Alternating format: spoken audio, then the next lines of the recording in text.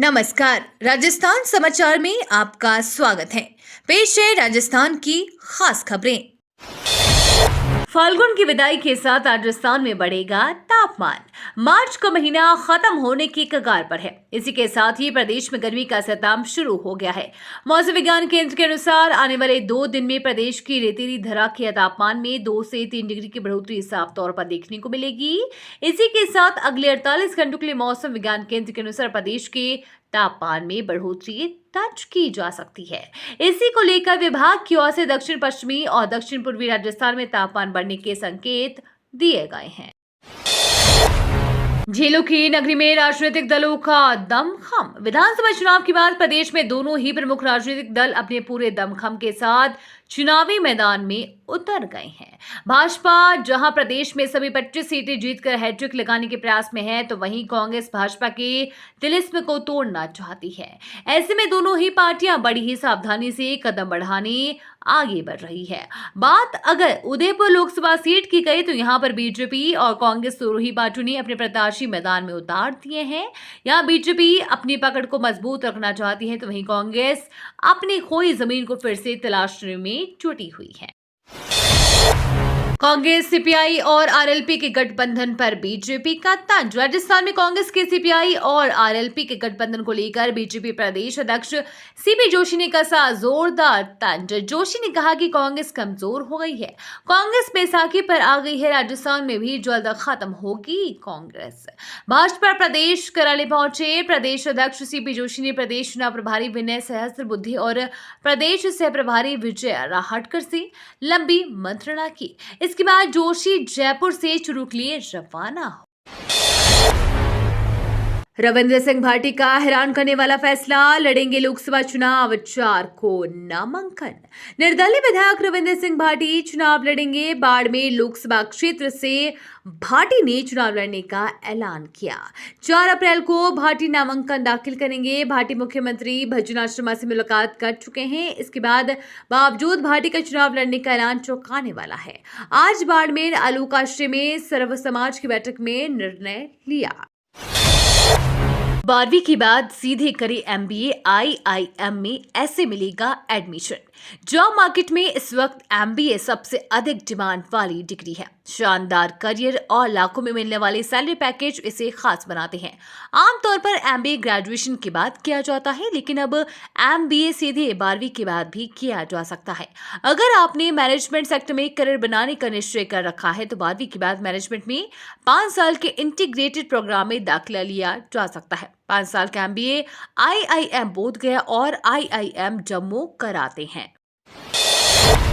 Back foot पर किरोड़ी लाल, BJP ने धीरे से दिया जोर का झटका। बीजेपी ने आलाकमान ने दौसा सीट से पूर्व मंत्री कन्हैयालाल मीणा को टिकट दिया है। किरोड़ी दौसा से अपने भाई जगमोहन मीणा की पैरवी कर रहे थे, लेकिन पार्टी आलाकमान ने टिकट देने से साफ इनकार कर दिया। इससे किरोड़ी के समर्थक मायूस हो गए। किरोड़ी समर्थकों ने लंबे समय से सोशल मीडिया पर मुहिम चला रखी थी। सियासी जानकारों का कहना है कि बीजेपी आलाकमान ने दौसा से किरोड़ी के पसंद को उम्मीदवार को टिकट नहीं देकर साफ संकेत दे दिए हैं। परिवारवाद को बढ़ावा नहीं दिया जाएगा। किरोड़ी लाल ने विधानसभा चुनाव 2023 में महुआ से अपने भतीजे को टिकट दिलवाया था। गैर मर्द के साथ संबंध बनाने को हाई कोर्ट ने अपराध नहीं माना। शादी से इतर जब 2 वयस्क सहमति से संबंध बनाते हैं तो ये कोई कानूनी अपराध नहीं है। राजस्थान हाई कोर्ट ने एक पति की ओर से दायर याचिका को खारिज करते हुए कहा है कि आईपीसी की धारा 497 के तहत व्यभिचार अपवाद था, जिसे पहले ही रद्द किया जा चुका है। जस्टिस वीरेंद्र कुमार ने कहा है कि आईपीसी की धारा 494 यानी कि द्विविवाह के तहत मामला नहीं बनता है, क्योंकि दोनों में से किसी ने पति या पत्नी के जीवन काल में दूसरी शादी नहीं की है। जब तक विवाह साबित न हो जाए, शादी जैसा रिश्ता जैसे कि लिव इन रिलेशनशिप धारा 494 के तहत नहीं आता। राजस्थान में प्रथम चरण के लिए 44 प्रत्याशियों ने किए 50 नामांकन। राजस्थान में लोकसभा चुनाव 2024 के तहत प्रथम चरण के 12 लोकसभा निर्वाचन क्षेत्रों के लिए प्रत्याशियों के नामांकन की प्रक्रिया जारी की है। अब तक 11 लोकसभा निर्वाचन क्षेत्रों के लिए 40 प्रत्याशियों द्वारा 50 नामांकन पत्र प्रस्तुत किए जा चुके हैं। मंगलवार को कुल 31 प्रत्याशियों ने 40 नामांकन प्रस्तुत किए। मुख्य निर्वाचन अधिकारी श्री प्रवीण गुप्ता ने बताया कि मंगलवार को गंगानगर से 3, चूरू से 1, सीकर से 5, जयपुर ग्रामीण से 3, जयपुर से 8, अलवर से 4, भरतपुर से 2, दौसा से 3 और नागौर से 2 प्रत्याशियों ने अपने नामांकन पत्र प्रस्तुत किए। गंगानगर 4, बीकानेर 1, चूरू 1, झुंझुनू 1, सीकर 6, जयपुर ग्रामीण 5, जयपुर 10, अलवर 4, भरतपुर 2, करौली धौलपुर 0, दौसा 4 और नागौर में 2 नामांकन दाखिल किए गए।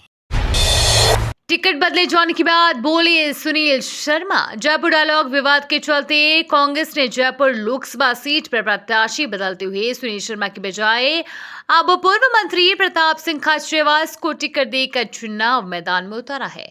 इस मामले में सुनील शर्मा ने पार्टी के ही एक धड़े पर षड्यंत्र रचने का आरोप लगाया है। शर्मा ने मंगलवार को प्रेस कॉन्फ्रेंस कर कहा कि पार्टी ने सर्वसम्मति से मुझे टिकट देकर चुनाव मैदान में उतारा था, लेकिन पार्टी का ही एक धड़ा नहीं चाहता था कि मैं चुनाव लड़ूं, इसीलिए सोशल मीडिया इन्फ्लुएंसर्स को पैसे देकर मेरे खिलाफ दुष्प्रचार कराया गया। ऐसे लोगों के खिलाफ अब मैं FIR कराऊंगा। अंग्रेजी की किताब की कवर पर ब्रिटेन का राष्ट्रीय ध्वज प्रकाशित।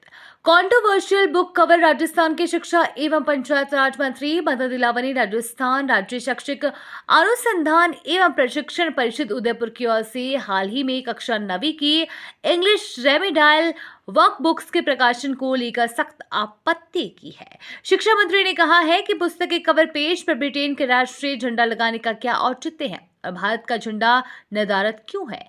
यही नहीं, शिक्षा सत्र समाप्त होने के बाद इस पुस्तक का प्रकाशन किन अधिकारियों की सहमति से हुआ है, उन पर कार्रवाई करे। शिक्षा मंत्री की सख्त आपत्ति के बाद माध्यमिक शिक्षा निदेशक आशीष मोदी को जांच के निर्देश दिए गए हैं। राजस्थान की 3 लोकसभा सीटें बीजेपी की बढ़ाई उलझन। राजस्थान में लोकसभा चुनाव को देखते हुए भाजपा ने प्रदेश के सभी 25 लोकसभा सीटों में से 22 सीटों पर उम्मीदवार घोषित कर दिए हैं। प्रदेश की 3 लोकसभा सीट भाजपा के लिए उलझन बनी हुई है। करौली, धौलपुर, दौसा, भीलवाड़ा ऐसी सीटें हैं जहां पार्टी ने अभी तक उम्मीदवारों की घोषणा नहीं की है, जबकि कांग्रेस गठबंधन समेत 24 लोकसभा सीटों पर उम्मीदवारों का ऐलान कर चुकी है। अब कांग्रेस में 24 सीटों पर स्थिति साफ, 22 पर प्रत्याशियों की घोषणा, 2 पर गठबंधन। लोकसभा चुनाव के लिए कांग्रेस ने 24 सीटों पर स्थिति साफ कर दी है। 22 सीटों पर कांग्रेस ने अपने प्रत्याशी घोषित कर दिए हैं, तो वहीं सीकर और नागौर गठबंधन के लिए छोड़ दी है। सीकर CPI और नागौर राष्ट्रीय लोकतांत्रिक पार्टी के लिए छोड़ी गई है। वहीं अब केवल डूंगरपुर बांसवाड़ा सीट पर प्रत्याशी की घोषणा होना बाकी है। इस सीट पर पार्टी प्रत्याशी उतारा जाए या फिर भारतीय आदिवासी पार्टी से गठबंधन के लिए सीट छोड़ी जाए, इसे लेकर पार्टी में उच्च स्तर पर मंथन चल रहा है। राजस्थान में भाजपा कांग्रेस के लिए उलझन बरकरार। राजस्थान में 25 लोकसभा सीट पर जीत का दावा करने वाली भारतीय जनता पार्टी अब तक 24 सीटों पर अपने प्रत्याशियों की घोषणा कर चुकी है, लेकिन भीलवाड़ा में पार्टी की ओर से अभी तक प्रत्याशी का चेहरा तय नहीं किया जा सका है। ठीक ऐसी ही परेशानी कांग्रेस की ओर से भी है, जहां भाजपा के मिशन 25 को रोकने के लिए इंडिया गठबंधन ने अभी तक आदिवासियों बाहुल्य वागड़ की बांसवाड़ा डूंगरपुर सीट को लेकर कोई फैसला नहीं किया है। इस लोकसभा चुनाव में दोनों ही दल अपनी रणनीति के हिसाब से फैसला ले रहे हैं, लेकिन एक सीट दोनों दलों के लिए मुश्किल बढ़ा रही है। इसरो ने हासिल की एक और बड़ी उपलब्धि। इसरो ने एक और मील का पत्थर हासिल कर लिया है। भारत के सैटेलाइट PSLV ने शून्य कक्षीय मलबा मिशन पूरा कर लिया है। इससे फायदा ये होगा कि अब इसरो नए मिशन के लिए जो भी रॉकेट लॉन्च करेगा उसका मलबा अंतरिक्ष में नहीं बिखरेगा। इसरो ने इस मिशन को ऐसे समय में पूरा किया है जब दुनिया भर के वैज्ञानिकों के लिए अंतरिक्ष में मलबा एक बड़ी चुनौती बना हुआ है। 2047 तक भारत बन पाएगा विकसित राष्ट्र, रघुराम राजू ने दिया जवाब। मोदी सरकार द्वारा 2047 तक देश को विकसित बनाने का लक्ष्य रखा गया है। इस पर RBI के पूर्व गवर्नर ने कहा है कि इंडिया साल 2047 तक विकसित देश नहीं बन पाएगा। मजबूत आर्थिक विकास को लेकर जिस प्रकार का प्रचार किया जा रहा है उसे लेकर भारत बड़ी गलती कर रहा है। देश में ढेरों ढांचागत समस्या है जिनका हल किया जाना चाहिए। मौजूदा समय में सबसे बड़ी चुनौती शिक्षा और कामगारों के स्किल सेट में सुधार लाना है।